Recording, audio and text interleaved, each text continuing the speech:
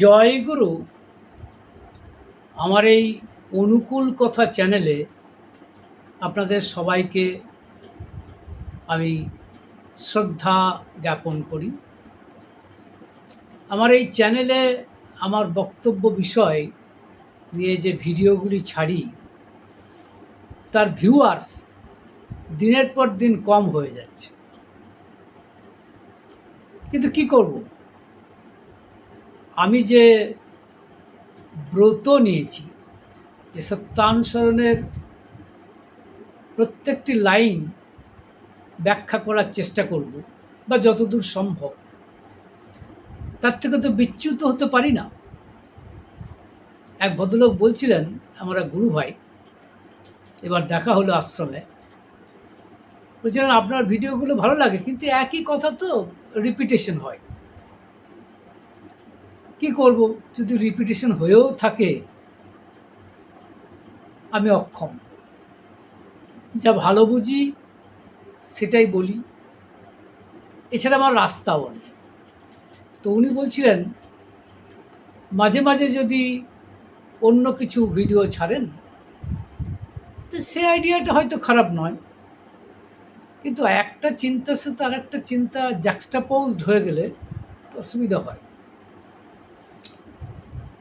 তো যাই হোক, আমি যা ভালো বুঝি আমাকে সেটাই করতে হবে। What ever little I understand সেটাই করতে হবে। তো আজকের যে আলোচ্য বিষয় সেটি আলোচনা করার আগে একটি ছোট্ট ঘটনা, যা দেওঘরে শ্রী শ্রী ঠাকুর অনুকূলচন্দ্রের দরবারে ঘটেছিল। এই ঘটনা থেকে আমরা ঠাকুর অনুকূলচন্দ্র যে সব ব্যাপারে কত কিন, কত তীক্ষ্ণ নজর তার, এটাও কিন্তু বুঝতে পারি। সাধারণভাবে লোকে বলে যারা আধ্যাত্মিক মানুষ তাদের জাগতিক জ্ঞানগম্যি বা রিয়াকশানগুলো একটু কম, কারণ তারা ঈশ্বর নিয়ে চিন্তা করেন। কিন্তু আমার ঠাকুরকে দেখে আমার তা মনে হয় না। He is very much alert. Not only that, তার বক্তব্য যে আধ্যাত্মিক জগতে যতখানি সফল সে জাগতিক জীবনেও ততখানিই সফল। সে জাগতিক জীবন যার লেস ডেভেলপড, আর আধ্যাত্মিক জীবন তার মানে হাইলি ডেভেলপড হবে, এটা খুব একটা মানা যায় না। যাই হোক, আগে ঘটনাটা বলি, এখন তত্ত্ব কথাটা পরে বলবো। একদিন ঠাকুর বসে আছেন তার দুগ্ধ ফেননিবর শয্যায়। তখন কিছু ভক্ত, অনেক ভক্তই আছেন, তার মধ্যে একজন ভক্ত, তিনি হয়তো এত কিছু জানেন না। আর তখন তো ঠাকুর ছিলেন ওপেন বুক, খোলা বই। তিনি সবসময় অ্যাভেলেবল ছিলেন মানুষের জন্য। This is also one of the characteristic features of A supreme person. এটাও কিন্তু পুরুষোত্তমের একটা বৈশিষ্ট্য, that he is always available to all. এই প্রসঙ্গে একটা কথা মনে পড়ছে, শ্রদ্ধেয় বুদ্ধদেব চক্রবর্তী শ্রী ঠাকুর অনুকূলচন্দ্রের মেজ ছেলের এক ছেলে, তিনি বলেছিলেন, তাকে জিজ্ঞেস করা হয়েছিল যে আপনি ঠাকুরের সাথে আপনার কোনো কথাবার্তা হয়েছে? তারই প্রত্যুত্তরে তিনি বলেছিলেন যে ঠাকুর একবার তাকে এটাই বলেছিলেন, বি অ্যাভেলেবল টু অল, সবার কাছে তুমি অ্যাভেলেবল হবে। এটা ঠাকুর তাকে বলেছিলেন এবং তিনি সেটা চেষ্টা করেন, এটা তিনি বলছেন। এই কত বড় কথা! Thakur, he was always available to everybody at any odd time. You know, this is the peculiarity or uniqueness of a supreme person as I reckon. তো ঠাকুর বসে আছেন এবং কোনো ব্যবধান নেই। ঠাকুর যে দুগ্ধ ফেরার শ্রদ্ধেয় শীর্ষেন্দু মুখোপাধ্যায় তার একটি বইতে লিখেছেন যে ঠাকুরের সংসারের শুরুটি কোথায় আর শেষ কোথায় তার যেন সীমারেখা নেই। ঠাকুর যেন বসে আছেন সমুদ্রের বেলাভূমি, যেখানে স্রোত বালিকে স্পর্শ করছে, ঠিক সেই সন্ধিস্থলে। স্রোত হচ্ছে, জলের স্রোত হচ্ছে মানুষের ঢল, তার কাছে এসে পড়ছে। কত সমস্যা, কত কথা, কত কামনা, কত বাসনা তার কাছে এসে নিবেদন করছে। কত কষ্ট। আর তিনি সাগ্রহে গ্রহণ করছেন প্রত্যেককে। তাই তার মানে সংসারের সীমারেখা কোথায়, মানে শুরু কোথায় এবং শেষ কোথায়, রিয়েলি নোবডি নোজ, কেউ জানে না। এইটা কিন্তু সংসারী সন্ন্যাসীর এর চেয়ে বড় উদাহরণ আমার জানা নেই। It's fact. তো ঠাকুর বসে আছেন, তো একজন ভক্ত, তিনি অত এটিকেট বোঝেন না। তিনি ওই কথা বলতে বলতে ধীরে ধীরে ঠাকুরের ওই তক্তপোষ সেখানে গিয়ে ওই মানে একসময় ওই তক্তপোষের শয্যায় তিনি ঠেস দিয়েছেন নিজেকে। তার হয়তো একটু ময়লা জামা কাপড়, তিনি হয়তো অত বোঝেন না, তিনি ঠাকুরের কথা শুনছেন। ঠাকুর কিন্তু ভ্রুক্ষেপ না করেই কথাগুলো বলে যাচ্ছে। পুরো ঘটনাটি দেখছিলেন ঠাকুরের এক বলতে পারেন সেবক এবং চিকিৎসক, মানে আশ্রমেরও চিকিৎসক ছিলেন তিনি। অত্যন্ত ভালো মানুষ, মানে অত্যন্ত কাজ করতেন মানুষের জন্য, পরোপকারী মানুষ, কিন্তু তার কথা একটু রূঢ় ছিল। তার নাম ডক্টর প্যারীমোহন মিত্র, প্যারীমোহন নন্দী। প্যারীমোহন নন্দী, প্যারিদা বলেই তিনি সমধিক প্রসিদ্ধ। তো প্যারিদা ব্যাপারটা লক্ষ্য করেছেন এবং এই ভদ্রলোকের এই আচরণ তার পছন্দ হয়নি, হওয়ার কথাও নয়। কারণ ঠাকুরের পূত পবিত্র দেহ, এখন তিনি দুগ্ধ ফেননিব শয্যায় বসে আছেন। সেই শয্যাটি ওই মানুষটি, তার হয়তো অর্ধমলিন মানে বেশভূষা, তার ঠেস দেওয়াতে একটু অসুবিধা তো হচ্ছেই, ক্ষতি তো হচ্ছেই, কিন্তু তিনি এত বোঝেন না। অথবা ঠাকুরের কথা শুনতে শুনতে তিনি এতটাই বলতে পারেন আবেগপ্লুত হয়েছিলেন, সেদিকে তার খেয়াল নেই যে সে কী করছে। কিন্তু প্যারিদা তো দেখেছেন, প্যারিদা দেখে বলছেন, এই আপনি সব কী করছেন? আপনার সাধারণ জ্ঞান নেই যে আপনি এইভাবে এরকম ঠাকুরের এই শয্যায় নিজেকে ঠেস দিয়ে বসে আছেন? কী লোক আপনি? এইভাবে তিনি রূঢ়ভাবে তাকে বলেছিলেন। তখন এই ভদ্রলোক থতমত খেয়ে গেছে। তখন চমকে সরে তিনি দূরে সরে গেছে এবং স্পষ্টতই হয়তো লক্ষ্য করলে দেখা যেত সেই লোকটির মুখ একটু মলিন হয়ে গেছে। সে হয়তো বুঝতে পেরেছে তার ভুল, যে সে এই কাজটা ঠিক করেনি, কিন্তু তার মানে প্যারিদা যে রিবাটল দিলেন, যে মানে যেভাবে তাকে বিহেভ করলেন, এটাতে সে হয়তো মানসিক কষ্ট পেয়ে থাকতে পারে। তো যাই হোক, ওই লোকটি কথাবার্তা বলার পর তার কাজ চুকে গেলে সে যখন চলে গেলেন, তখন ঠাকুর এতক্ষণ কিন্তু কিছু বলেননি। Please see the attitude, see the dealings of Shri Thakur. এবার প্যারিদাকে ডেকে বললেন, তোর এমন খোন্তা মারা কথা কেন? ভালো করে বলতে পারিস না? তাহলে তো লোকটার মনে একটা কষ্ট হয় না? প্যারিদা তখন বলছেন, মানে হয়তো বলছেন যে ঠাকুর আমি মাথা ঠিক রাখতে পারিনি, কারণ আপনার মানে বিছানা এইভাবে নোংরা করে দিচ্ছে, এটা আমি সহ্য করতে পারিনি, বা এরকম কর কথা না। ঘটনাটা এইটুকু। এখন ঘটনা থেকে কিছু শিক্ষা নেবার আছে। শিক্ষাটা এই যে ঠাকুর কিন্তু সেই লোকটির সামনে কিন্তু প্যারিদাকে এই সংশোধনটা করেননি, সেই লোকটি চলে যাওয়ার পর। তাই ঠাকুর বলছেন, ঠাকুরের বাণী অনুযায়ী তিনি কাজ করছেন। বলছেন, কাউকে যদি বলিস কিছু সংশোধনের তরে, গোপনের তরে বলিস ডেকে সমবেদনা ভরে। তিনি কিন্তু সমবেদনা ভরে বলছেন, যাতে ভুল না বোঝে। কারণ লক্ষ্য করুন, সব থেকে বেশি যদি কেউ ক্রুদ্ধ হয়ে থাকতেন, সব থেকে বেশি যদি কেউ মনের কথা নিতেন, তাহলে তো সেটা ঠাকুরেরই নেওয়ার কথা। অবশ্যই প্যারিদা তার ভক্তের কাজ করেছেন, খারাপ নয়, কিন্তু তার এইরকম কথা বলাটা ঠাকুরের কষ্ট হচ্ছে। কারণ ঠাকুরের ভক্তরা ঠাকুরের বৈশিষ্ট্য কিছু পাবে, এটাই তো আশা করা যায়। এখন ঠাকুর কিন্তু যেভাবে বিহেভ করছেন অন্যরা পারছেন। ইনফ্যাক্ট ঠাকুরের এটা করার জন্য কিছু অসুবিধাও হয়েছে। কারণ তিনি এত বিনয়ী। যেরকম হয়তো কেউ এসেছেন, তাকে এমন কিছু কথা বলা দরকার, যা সবার সমক্ষে বলা উচিত নয়। কিন্তু সামনে যারা বসে আছে বলতে পারছেন না, "এই তুই যা" বা "তোরা যা।" তিনি যেন আকাশের দিকে তাকিয়ে বলছেন, "এই একটু সরে গেলে ভালো হয়।" এরকম। পারছেন না।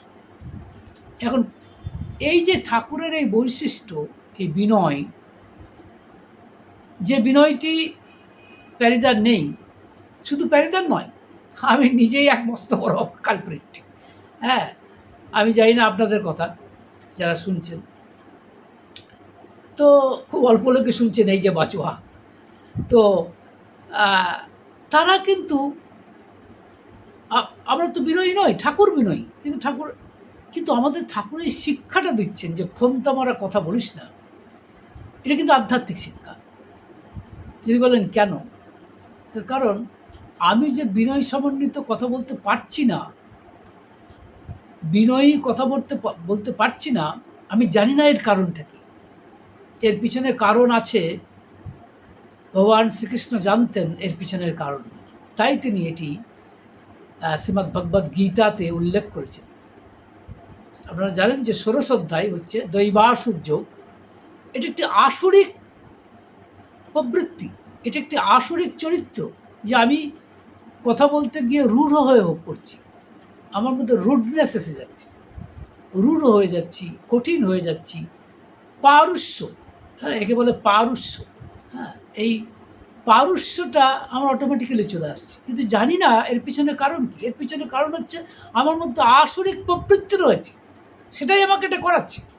ভগবান শ্রীকৃষ্ণ বলছেন ষোড়শ অধ্যায়ের চতুর্থ শ্লোকে, দম্ভ দর্পোভিমানশ্চ ক্রোধ পারুষ্যম এব চ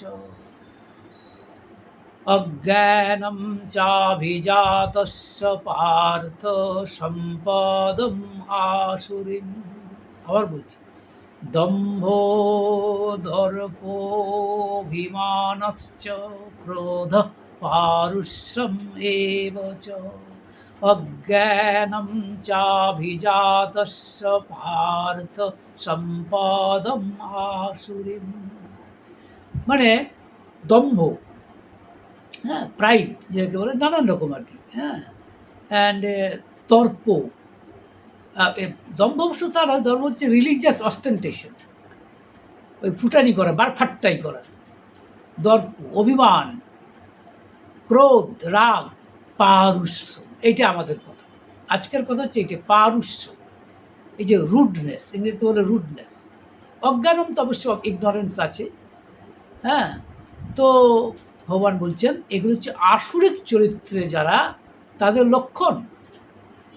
ভগবান বলছেন the attributes of one having demonical nature is religious ostentation, pride and haughtiness, and then anger and rudeness. This parushya, that is rudeness, as also ignorance and so these are the attributes of a person having demonical nature. This is the statement of Lord Krishna. আমাদেরকে বলতে, তাহলে দেখুন, আমি যে বিনয়ী হতে পারছি না, এর কারণ হচ্ছে আমার মধ্যে আসরিক প্রবৃত্তি, আমি নিজেই জানি না। I myself do not know, I am not aware যে এটা আমার একটা আসরিক প্রবৃত্তি।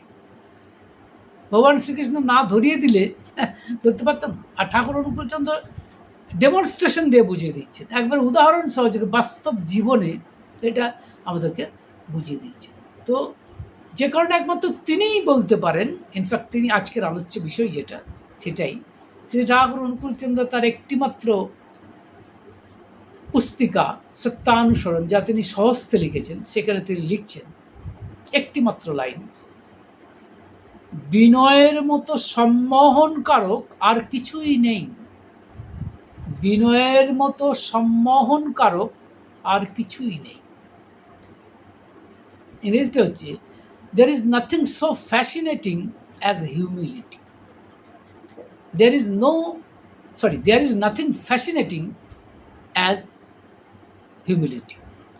মানে বিনয়ের মতো সম্মোহনকারক আর কিছুই নেই। এখন এটাই আজকের আলোচ্য বিষয়, এই পারুষ্য ভগবান শ্রীকৃষ্ণ এটা বলেছে। সুতরাং যদি আমি কথাটা উল্টে দিই, ঠাকুরের কথাটা যদি উল্টে দিই, বিপরীতটা কী হবে, এটাও মাঝে মাঝে ভাবি আমি। এবং আপনারা যদি কোনো জায়গায় আলোচনা করেন, যারা শুনছেন তারাও কিন্তু চিন্তা করবেন যে কোনো বিষয় আপনি বলতে যাচ্ছেন, কিন্তু তার উল্টোটা ভেবে দেখবেন, বিপরীতটা ভেবে দেখুন তো, হোয়াট উড হ্যাপেন। হ্যাঁ, তো যেমন ধরুন কী বলে, আমার ধরুন ঠাকুর কী বলছেন, বিনয়ের মতো সম্মোহনকারক আর কিছুই নেই। তো বিনয়ের অপোজিটটা কি? রূঢ়তা, ইজন্ট ইট? মানে যেটাকে বলছেন রুডনেস, পারুষ্য, মানে পারুষ্যের মতো বা রূঢ়তার মতো বিকর্ষককারী আর কিছুই নেই। If humility is considered as attractant, then definitely the এই ষোলোশো আমার এই কুকুরটি এই দেখুন, হ্যাঁ, এই কুকুরটি সে বিড়ালের সঙ্গে পাল্লা দিতে যাচ্ছে। স্বাভাবিকভাবেই বিড়াল তাকে ফো মনে করছে ইনস্টেড অফ ফ্রেন্ড। চলেছো কামিং, আবার চলেছো তো এরকম হচ্ছে। মাঝে মাঝে আমার এই ভিডিওটা অফ হয়ে যাচ্ছে বিকজ অফ দিস মানে short you can say interference of my pet dog. Anyway, this is a kind of interval you can say. তো কথা হচ্ছে যে দেখুন তাহলে কি বলছে যে রূঢ়তার মতো বিকর্ষককারী আর কিছুই নেই। ঠাকুরের বাণীও আছে এরকম কথা, যে কথা কইবি গুড়ের মতো লেপ্টে রবে গায়ে, ভালো কথাও রূঢ় হলে উল্টো পানে ধাই। এরকমটা আমি আবার সবসময় ঠিক বাণীগুলো বলতে পারি না, maybe there are some slips in between. মানে বলছেন ভালো কথাও যদি আপনি রূঢ়ভাবে বলেন তাহলে কিন্তু তার ইফেক্ট উল্টো হতে পারে। এও যে কত সত্য, this are all day to day experiences. এগুলো সব দৈনন্দিন অভিজ্ঞতা যে ঠাকুর দেখেছেন এবং আমাদেরকে সাবধান করছে। এখন তার মানে কিন্তু এই নয়, বিনয়ী মানে এরকম নয় ন্যাকামি করা। ডোন্ট থিঙ্ক, অনেকে দেখবেন এরকম কথা বলে, কারণ আমি আবার আমার ছাত্রজীবন বলতে আমি মেন করছি বিএসসি এবং এমএসসি। আমি শান্তিনিকেতনে পড়াশোনা করেছিলাম, বিশ্বভারতী ইউনিভার্সিটি। সেখানকার অনেকে মানে রসিকতা করে বলে, সেখানকার মানে অনেকে নাকি বলে এই গরুটা সরে যা, ফুল ছুঁড়ে মারব, এই ধরনের কথা বলে। মানে ন্যাকামি করা, যেটাকে বলে বিনয়ী মানে ন্যাকামি করা তা নয়। আবার এই প্রসঙ্গে বলি, আমি যেহেতু শান্তিনিকেতনের পড়াশোনা করেছি, এই ধরনের যে কথাবার্তা মানুষ বলে এটা ঠিক নয়, এটা জাস্টিস করে না, সুবিচার করে না। শান্তিনিকেতনে যারা পড়ে তারা কি মানুষ নয় নাকি? বা শান্তিনিকেতনে যারা থাকেন তারা ডেফিনেটলি মানুষ, they are very much human being. So definitely এটা এগুলো টোন করে বলে, maybe this have arrived because of inferiority complex. এগুলো বোধ হয় হীনমন্যতা প্রসূত কথাবার্তা। হ্যাঁ, কারণ সেখানে অনেকে অত্যন্ত মানে খানিকটা হলেও আবেগ নিয়ে চলে। হোয়াটস রং ইন ইট? ক্ষতি কী আছে? একই ক্যাম্পাসের মধ্যে বিভিন্ন মানুষ থাকেন, মাস্টারমশাইরা থাকেন, ছাত্র থাকে, ছাত্রী থাকে। So what's wrong in it? তাদের মধ্যে, তার মানে কি তাদের মধ্যে আচরণে যদি কোথাও একটা নমনীয়তা এসে থাকে, তাকে এই ধরনের কটূক্তি করার কোনো জাস্টিফিকেশন নেই। যারা কটূক্তি করছে ইনফ্যাক্ট তারা হীনমন্যতা থেকে করছে, কারণ নমনীয়তার সাথে তারা পরিচিত নয়। এখানেও সম্ভবত রবীন্দ্রনাথ ঠাকুর তার একটু অবদান।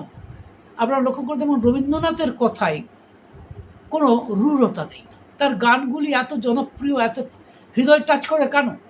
বিকজ অফ দ্য ফ্যাক্ট তিনি কিন্তু রূঢ়ভাবে কিছু কথা বলেননি। আপনি লক্ষ্য করে দেখবেন নজরুল ইসলাম যে রূঢ় কথা ব্যবহার করেছেন, আর for that matter Sukanta Bhattacharya যে রূঢ় কথা ব্যবহার করেছেন, রবীন্দ্রনাথ কিন্তু করেননি। আমি মানে নজরুল ইসলাম এবং সুকান্ত ভট্টাচার্য তাদের প্রতি গুণগ্রাহী, কিন্তু তা সত্ত্বেও বলতে আমি বাধ্য যে ঠাকুর মানে শিশুটা আপনার রবীন্দ্রনাথ ঠাকুর তিনিও বিদ্রোহী কবিতা খুব বেশি না লিখলেও কিছু কিছু লিখেছেন, এবং তার যে ধার এবং ভার মোটেও কমতি নয়, কিন্তু সেখানেও তিনি আমরা লক্ষ্য করে দেখছি রূঢ়তার আশ্রয় নেননি। হ্যাঁ, হৃদয় আমার রুদ্ধ আজিকে বলছেন না, মানে এই যেন অমাবস্যার কারা, এই ধরনের যে কথাবার্তা বলছেন আমি নিজেও মনে করতে পারছি না, কিন্তু তিনি এইভাবে বলেননি যেভাবে অন্যরা বলেছেন। হ্যাঁ, আমি বিদ্রোহীর অনক্লান্ত, সেই দিন অবশান্ত, it's all right, this is kind of emotion that he has expressed. But then for example Sukanta Bhattacharya, তার কথাগুলো ঠিক, ভুল বলছি না, যেগুলো তিনি বলছেন যে সব ঠিক আছে, কিন্তু রবীন্দ্রনাথের কথাই তিনি কিন্তু এত রূঢ়তার আশ্রয় নেননি, কিন্তু তথাপি তার কথার ধার এবং ভার কোনো ক্রমেই কমতি নয়। তিনি যে বিদ্রোহী কবিতাগুলি মানে লিখেছেন, মানে বিদ্রোহী মানে কি, তথাকথিত রুলিং ডিসপেন্সেশন, যে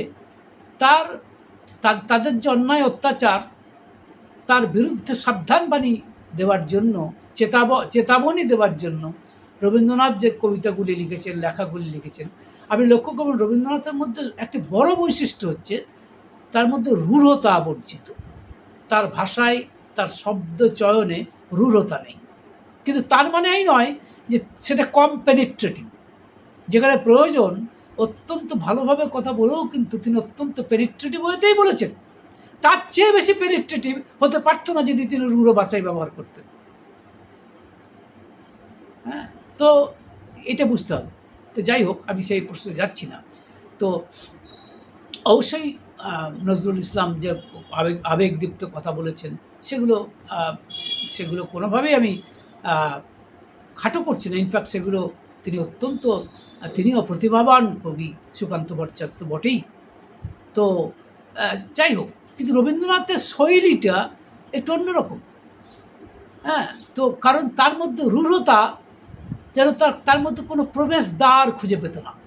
রবীন্দ্রনাথের এত জনপ্রিয়তা এবং কালজয়ী হওয়ার এটাও একটা রহস্য। আমার বারবার এটা মনে হয়েছে। তার গানগুলো দেখবেন, তার কবিতা দেখবেন, তার লেখা দেখবেন, যদি আপনারা পরিচিত থাকেন। আজকাল তো পড়াশোনাই উঠিয়ে দিয়েছে সবাই, তো মোবাইলে মাঝে মাঝে যেটুকু হয়তো পড়ে, জানি না। হ্যাঁ, বাট এনিওয়ে, বাট আপনারা লক্ষ্য করবেন তো ঠাকুর অনুকূলচন্দ্র এমনই এক ব্যক্তিত্ব যার মধ্যে কোনো রূঢ়তা নেই। হ্যাঁ, তার সারা শরীরটাই যেন একতাল মাখন, কোথাও কোনো হার্ডনেস নেই। এই প্রসঙ্গে একটা কথা মনে পড়ছে, অনেকে মনে করে হার্ডনেস দেখানো খুব প্রয়োজন আছে। হ্যাঁ, জৈসে কি তাইসা, এরকম ধরনের দেখবেন সিনেমা টিনেমারও নাম হয়, প্রতিহিংসা বা ষড়যন্ত্র, কনস্পিরেসি, ইন্ট্রিগিউ, হ্যাঁ, রিভেঞ্জ, এই ধরনের মানে কি বলে, এই ধরনের সিনেমার নামকরণে মানুষ খুব ফ্যাসিনেটেড হয়। তার কারণ সে জানে না যে সেখানে তার আসরিক প্রবৃত্তির পোষণ হচ্ছে। এটা তো ভালো জিনিস নয়। মনে রাখবেন, শক্ত হওয়া আর নরম হওয়া, নরম হলে কিন্তু আখেরে লাভ আছে। ছোট্ট একটি গল্প অনেকে বলে থাকেন, ইটস এ ফ্যাক্ট অলসো, যে দাঁত আর জিভ পাশাপাশি রয়েছে। লক্ষ্য করুন, দাঁত আর জিভ তারা পাশাপাশি রয়েছেন, always they have to remain intermingle among themselves. দাঁত আর জিভকে তাদের নিজেদের মধ্যে থাকতে হবে। They will have to live side by side, most organically they will have to live. তাদেরকে একবারে অত্যন্ত কাছাকাছি লাগবে। কিন্তু দাঁতের স্বভাব হচ্ছে সে শক্ত, রাফ অ্যান্ড টাফ যাকে বলে, সে সব কিছু গুড়িয়ে দিতে চাই, চূর্ণ বিচূর্ণ করে দিতে চাই। কিন্তু লক্ষ্য করে দেখবেন, লংজিভিটি বা আয়ু কিন্তু দাঁতের চেয়ে জীবের বেশি। অনেকেরই দাঁত শেষ হয়ে গেছে কিন্তু জীব থেকে গেছে। তাহলে in the long run who is the winner? কে জয়ী? জয়ী কিন্তু জীব। সুতরাং নরম হওয়া মানেই যে আবার মানে আজকালকার লোকে বলে, হ্যাঁ, এই ধরনের কথা বলে যে না না, লোককে ঠিক যোগ্য জবাব দেওয়া উচিত, রাফ অ্যান্ড টাফ হওয়া প্রয়োজন আছে। রাফ অ্যান্ড টাফ না হয়েও যে অনেক রাফ অ্যান্ড টাফ হওয়া যায়, এই ঠাকুর অনুকূলচন্দ্রের কাছে শিখতে হবে। সেই প্রশ্ন আমি পরে আসছি। যেটা বক্তব্য সেটা হচ্ছেই, আমার প্রশ্ন হচ্ছে ঠাকুর যে বলছেন বিনয়ী হতে, স্বাভাবিক প্রশ্ন হচ্ছে বিনয়ী হব কেন? Why should I be an humble person? This is the question. And there is $1,000,000 question also. Why don't I be rough and tough? আমি কেন রাফ অ্যান্ড টাফ হব না? যদি ইফ ইট পেজ, এটা যদি আমাকে মানে মূল্য দেয়, তাহলে আমি হব না কেন? The answer is simply this, যে এখানে খুব বেশি দূর তুমি যেতে পারবে না। You can't go far away, you can't go, তুমি you can't achieve anything substantial. If you wish to achieve something substantial, you have to be humble. এইটাই ঘটনা, বাস্তব এটাই। তার কারণ কি? প্রশ্ন হচ্ছে কেন? কারণ আমি যার উপরে মানে বড় বড় কথা বলছি, হার্শ কথা বলছি, রূঢ় কথা বলছি, কঠিন কথা বলছি, কাকে বলছি? আমি কি ভেবে দেখেছি? সেও যা, আমিও তাই। All of us have come from the same ব্রহ্মণ। আমাদের শাস্ত্র তো সেই কথাই বলছে। শুধু শাস্ত্র নয়, একটু বুঝলেও খানিকটা বোঝা যায়। যদি ভাবি এতই যে বিশ্ব ব্রহ্মাণ্ড, এ তো দেখছি সবার সাথে সবার একটা মিল আছে। আজকের দিনে ফিজিক্সের স্ট্রিং থিওরি এটাও কিন্তু বলছে প্রত্যেকের সঙ্গে যুক্ত। Everybody is connected with each other. So how can a person remain isolated from other? Isolated থাকতে পারে না। He will have to be connected organically with each আদার।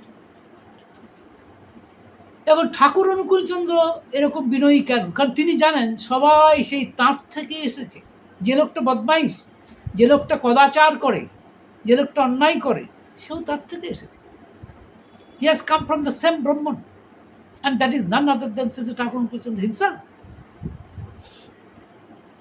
যে কারণে তিনি কাকে বলবেন? যে জন্য তিনি বলতে পারছেন, কারণ তিনি তো সবাইকে তার মতো করে দেখছেন। উপনিষদের যে বাণী, যস্তু সর্বাণি ভূতানি আত্মন্যেবানুপশ্যতি সর্বভূতেষু চ আত্মানম ততো ন বিজুগুপ্সতে। মানে he who sees everybody within himself and sees himself within everybody or herself within everybody, he cannot hate anybody. যে সবার মধ্যে নিজেকে দেখে আর নিজের মধ্যে সবাইকে দেখে, সে কাউকে ঘৃণা করতে পারে না। ঘৃণা করবে কি করে? কারণ all of us have come from the same ব্রহ্মণ। So আমি যে যাকে রূঢ় কথা বলছি, আমি তো আমার নিজেকেই রূঢ় কথা বলছি। That means I am insulting myself. আমি অন্যকে কথা বলা মানে, অন্যকে রূঢ় কথা, বাজে কথা, এই কথাগুলো বলার মানেই হচ্ছে that I myself is insulting myself, me. আমি নিজেই নিজেকে ইনসাল্ট করছি, because that person is myself, none other than myself, in different disguise of course. সেই এক ব্রহ্ম, তিনিই তো বহু হয়েছেন। হি বিকামস মেনি, তিনি তো বহু হয়েছেন। He has become many. So therefore, how can I hate anybody?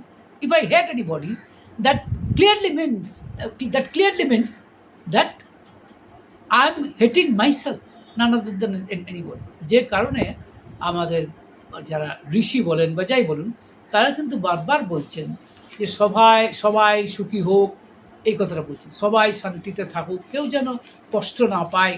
কেন বলছেন? কারণ সবাই তো এক, all of us are close relative, so much so that একজনকে কষ্ট হলে আরেকজন কষ্ট পাবে।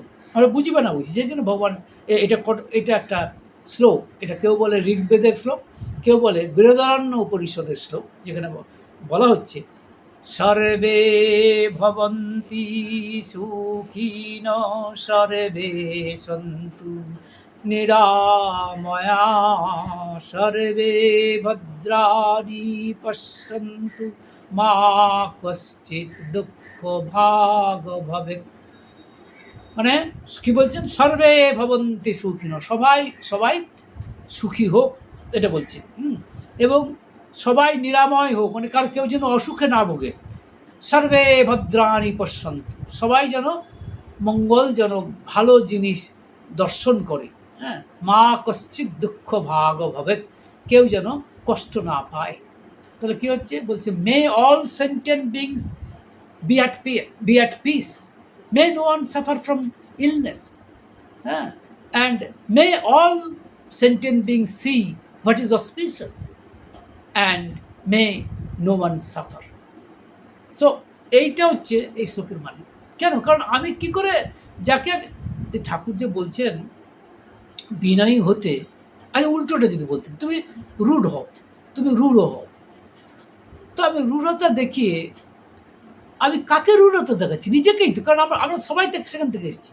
তাহলে ভগবান কেন বলছেন সর্বে সুখিনো ভবন্তি সর্বে সন্তু নিরাময়া সর্বে সর্বে পশ্যানি ভদ্রাণি, আর সর্বে ভদ্রাণি পশ্যন্তু, হ্যাঁ, সর্বে সন্তু নিরাময়, এই যে কথাগুলো আমরা বলছি, কেন তিনি কেন বললেন? তাহলে it's because of the fact that ব্রহ্ম নিজেকে নানান রূপ নিয়ে, নানান ফর্ম নিয়ে, নানান নাম নিয়ে নিজেকে আলিঙ্গন করছে, লীলা আস্বাদন করছে। সুতরাং আমি যদি কাউকে হিট করি, কাউকে যদি রূঢ় কথা বলি এবং তাতে যদি সে একটু কষ্ট পাই, তাহলে তো আমি আমার স্বয়ং ব্রহ্মকেই কষ্ট দিচ্ছি। The god which is present within my body, হ্যাঁ, হুইচ ইজ নোন অ্যাজ জীবাত্মা, হ্যাঁ, তাকেই তো আমি কষ্ট দিচ্ছি, তিনি তো কষ্ট পাচ্ছেন। হ্যাঁ, সুতরাং এইটা বুঝতাম। তাই সেই হিসেবে এগুলো আমরা লক্ষ্য করে দেখতে পাচ্ছি। এখন প্রশ্ন হচ্ছে যে বিনয় কাকে বলে, সেটা আমরা ঠাকুরের কাছ থেকে খুব ভালো দেখতে পাই। ঠাকুর কিন্তু যারা এসেছেন ঠাকুরের কাছে, যেমন গুলজারিলাল নন্দ, লাল বাহাদুর শাস্ত্রী, বড় বড় যারা পলিটিক্যাল পার্সোনালিটিস, রাজনৈতিক ব্যক্তিত্ব বা কবি সাহিত্যিক বা সমাজে প্রতিষ্ঠিত মানুষ, গুণীজন যারা ঠাকুরের কাছে এসেছেন, ঠাকুর কিন্তু সঙ্গে সঙ্গে আমরা লক্ষ্য করে দেখছি যে তিনি কিন্তু উঠে দাঁড়িয়ে নমস্কার করছেন। এটা তার জীবনের ডে টু ডে রুটিন, মানে বিনয় প্রদর্শন করছেন। তিনি এটা করতেনই। হ্যাঁ, অন্তত আমি অ্যাজ এ ডিভোটি কাছে, নট আর্ডেন্ট ডিভোটি, হ্যাঁ, আদৌ হতে পারিনি, কিন্তু একজন ক্ষুদ্র ভক্ত হিসেবে মনে করি যে ঠাকুর তো স্বয়ং ভগবান। So he does not need to go down before anybody, তার তো কারো প্রতি পায়ে ধরার কোনো প্রয়োজন নেই। বাট তা সত্ত্বেও তিনি করছেন। কেন করছেন? জাস্ট টু টিচ আওয়ারসেলভস, আমাদেরকে শেখানোর জন্য, জাস্ট টু আমাদেরকে লেসন দেওয়ার জন্য যে you people must do it. কারণ এগুলো করলে কী হবে? এগুলো তুমি প্রদর্শন করলে তোমার মধ্যে যে দৈবী গুণ, the divine qualities will gradually blossom, তারা এটা আস্তে আস্তে ব্লসম করবে, মানে প্রস্ফুটিত হবে। এগুলো আছে ভিতরে দৈবিক গুণগুলো, কিন্তু সেগুলোকে নার্চার দিতে হবে, সেগুলোকে পোষণ দিতে হবে। ঠাকুর অনুকূলচন্দ্র তার আচরণ দিয়ে তিনি এটা দেখাচ্ছেন, সেই জন্য তিনি আচার্য। পুরুষোত্তম যখন আসেন, একই সাথে তিনটে গুণ মানে ক্যারেক্টারে আসেন। তিনি স্বয়ং ইষ্ট, মানে হি ইজ দ্য মানে ইষ্ট means my beloved, who is actually the God himself. And then guru তো বটেই, মানে he who shows the way, mentor. And acharya, he who shows the he who shows the people how to deal, how to behave, how to walk, how to এইটা। তো তাহলে ঠাকুর কিন্তু এটা আমাদের করে দেখাচ্ছে। তাই বড় বড় লোক যারা এসেছেন, ঠাকুর কিন্তু দাঁড়িয়ে আবার সম্পূর্ণ দাঁড়িয়ে হাত জোর করে নমস্কার করছে। Why? The question is why. তার কারণ শুধু ঠাকুর, বড় বড় লোক তো আলাদা কথা, সাধারণ লোক যে গেছেন তাদেরকে তিনি প্রতি নমস্কার করছেন। এটা তো তিনি না করলেও পারতেন। আমার ধারণা না করলে বোধহয় লোকে আরও বেশি, তথাকথিত যারা লোক তারা হয়তো বাপরে বাপ, ইনি কত রাগী, ইনি কত এনার মধ্যে বস্তু আছে। ধর্মের নামে অধর্ম যে কীভাবে চলে পাওয়া যায় না। এরকম কথাবার্তা শুনি যে ভগবান নাকি, হ্যাঁ, বা সেরকম গুরু নাকি খুব রুড হতে হয়। হ্যাঁ, গুরুকে রুড হতে হবে, হ্যাঁ, যখন তখন যার সাথে কথা বললে হবে না, অত বিনয় কিসের, এই ধরনের কথাবার্তা কিন্তু আমরা শুনে থাকি। কিন্তু ঠাকুর যেন তার বিপ্রতীপে অবস্থান করছে। ঠাকুরের মধ্যে কোনোদিন আমরা কোনো দিন রুডনেস দেখিনি, never, never had we scene any rudeness in his life.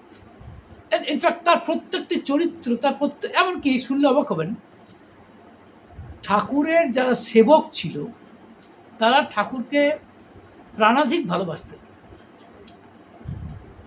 এবং ঠাকুর তার স্বরাজ্যের সম্রাট।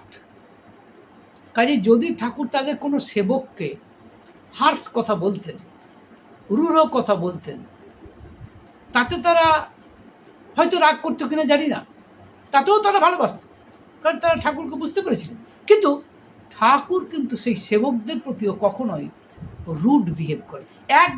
একটা উদাহরণও দিতে পারবেন না যেখানে ঠাকুর মুহূর্তের জন্য রুড বিহেভ করেছেন। যেন এমনভাবে বলছেন যেমন এটা দিবি, করে দিবি, হ্যাঁ করে দিবি, মানে as if he is requesting person. যারা সেবক তাদেরকে যেন রিকোয়েস্ট করছে, হোয়াই। এবং লক্ষ্য করে দেখুন, তিনিও তো সাধারণ মানুষ, তারও তো শরীর খারাপ আছে, মন খারাপ আছে, এটা মানুষের মতো তাকে করতে হয়েছে। রামকৃষ্ণদেব কী বলছেন অবতার পুরুষ সম্পর্কে? তিনিও সাধারণ মানুষের মতো, তারও অসুখ হয়, জ্বর, সব কিছুই হয়, তিনিও মানুষের মতোই, সব কিছু মানুষের মতো। সুতরাং ঠাকুরের মধ্যেও কখনো কখনো তো, এবং সত্যি কথা বলতে ঠাকুর তো অনেক ক্ষেত্রে অসুস্থ থাকতেন, কখনো জ্বর হতো, তার প্রেশার ছিল সবচেয়ে বড় কথা। আর লোকে বলে হাই প্রেশার হলে নাকি মানে তার মেজাজ স্বাভাবিকভাবেই, মানে শারীরিক কারণেই তার মেজাজ খিঁচড়ে থাকে, তখন সে মানুষের প্রতি হয়তো রূঢ় আচরণ করে, বলে ইচ্ছার বিরুদ্ধে গিয়েও এগেনস্ট দ্য উইল এটা করে ফেলে।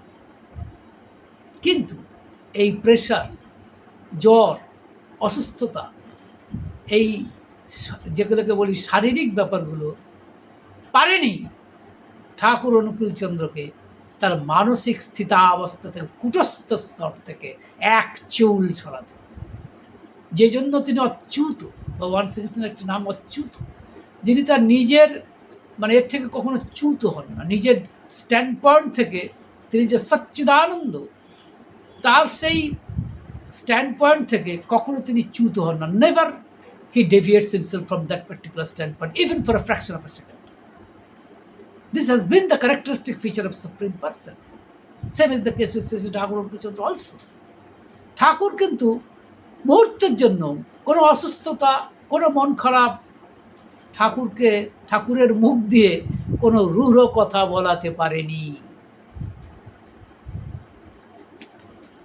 এটা কি প্রমাণ করে জানেন? This itself proves that he is, মানে তিনি শরীর ঠিকই, কিন্তু শরীরের বাইরেও তিনি হচ্ছেন মন, তিনি হচ্ছেন আত্মা, তিনি হচ্ছেন পরমাত্মা। তাই এই শরীরটাকে তিনি, শরীর আছে, শরীরের ধর্মও তিনি পালন করছেন, কিন্তু শরীর তাকে টাচ করতে পারছে তার মানসিকতাকে, এমন কিন্তু নয়। ছোট্ট ঘটনা আপনাদের বলছি, আপনারা জানেন যে রামকৃষ্ণ কথামৃতের কথা, যেখানে এই মুহূর্তে নামটা ভুলে যাচ্ছি, যখন রামকৃষ্ণদেবের ক্যান্সার হয়েছে তখন সন্ন্যাসী ভক্তরা তাকে পালা করে সেবা শুশ্রূষা করছেন। তো একদিন তখন গলা দিয়ে রক্তপুঁজ বেরোচ্ছে ভার্চুয়ালি, প্রায় খুব কষ্ট পাচ্ছেন রামকৃষ্ণদেব। তখন একজন সন্ন্যাসী ভক্ত বলছেন, ঠাকুর আপনি আজ কেমন আছেন? তো বলছেন, দেখো এরকম রক্তপুঁজ বেরোচ্ছে, বড় কষ্ট হচ্ছে, যন্ত্রণা হচ্ছে। তখন আরেকজন সন্ন্যাসী ভক্ত বলছেন, কিন্তু ঠাকুর আমি তো দেখছি আপনি খুব আনন্দে আছেন। রামকৃষ্ণদেব তার দিকে তাকিয়ে বলে ফেলেছেন, এই শালা ধরে ফেলেছে। তার মানে দুটোই সত্য, both the versions are true. In fact দুটোই সত্য। তিনি যে কষ্ট পাচ্ছেন না এটা নয়, not that this is just acting, এটা কোনো অভিনয় নয়। ইয়াস, তিনি কষ্ট পাচ্ছেন, কিন্তু শরীরের কষ্ট তার আত্মিক যে স্থিতি তাকে এতটুকু বিচ্যুত করতে পারছে না। শরীরের কষ্টের এমন ক্ষমতা নেই যে তার আত্মিক স্থিতিকে বিন্দুমাত্র, সেখানে তিনি আত্মা প্রিয়ানন্দ, অর্থাৎ সেখানে তিনি আত্মাতেই আত্মা নিয়ে প্রীত, আনন্দিত। তার কারণ তার আত্মার স্বভাব হচ্ছে সচ্চিদানন্দ, আনন্দ। Blissfulness is the very nature of the self, is the very nature of the soul, is the very nature of the spirit, is the very nature of the Atman. সুতরাং এই লোকটি, সন্ন্যাসী ছেলেটি কিন্তু তার আত্মিক স্থিতির কথা বলেছেন, শারীরিক স্থিতির কথা নয়। তো সেটা আমি বুঝতে পারছি না, কারণ আমরা বুঝতে পারছি না, কারণ আমরা শরীর, মন এবং আত্মাকে আলাদা করতে পারছি না। আমাদের সেই ক্ষমতা নেই। We have not the capacity or capability to separate this three entities separately. You can say we can't. আমরা কি শরীরটাকে, মনটাকে, আত্মাকে আলাদা আলাদা ভাবতে পারছি না। সব মিলিয়েই একটা ভাবছি। And here lies the difficulty. যাই হোক, তা পুরুষোত্তম আমাদের এই শিক্ষাটা উপসংহার পর্বে আমি ভার্চুয়ালি এসে গেছি। পুরুষোত্তম আমাদের এই শিক্ষাটাই কিন্তু দিতে চেয়েছেন বারবার। এই শিক্ষাটাই তিনি বারবার দিতে চাইছেন যে তুমি বিনয়ী হও। আবার এটা বলতে চাইছি, বিনয়ী হওয়া মানে কিন্তু ন্যাকামি পড়া করা নয়। বিনয়ী হওয়া মানে দুর্বল হৃদয় হওয়াও নয়। সেটা সম্ভবত পরের ভিডিওতে আমি বলার চেষ্টা করব। ঠাকুর যেটা বলেছেন যে দীনতাকে অন্তরে স্থান দিয়ে অহংকার তোমার কিছুই করতে পারবে না। পরবর্তী যে ভিডিও সেখানে করব, সেখানেও হয়তো আপনারা এই কথাগুলো তুলবেন যে আপনি বারবার কথাগুলো রিপিট করছেন। কি করব, রিপিট তো করতেই হবে। কিন্তু সেদিন আপনাদের আমি দেখাবো তারপরে এই পরের ভিডিওতে যে বিদেশিদের সাথে, বহু দাদা এবং মায়েদের সাথে ঠাকুরের কথাবার্তাগুলো, যেখানে দেখবেন একই সঙ্গে বিনয় এবং একই সঙ্গে দৃঢ়তা কীভাবে প্রকাশিত হয়েছে, কিন্তু কখনোই তা বিনয়ের গণ্ডি পেরিয়ে যায়নি। এই জিনিসটা আমি পরের ভিডিওতে বলার চেষ্টা করব। ভালো থাকবেন। জয় গুরু।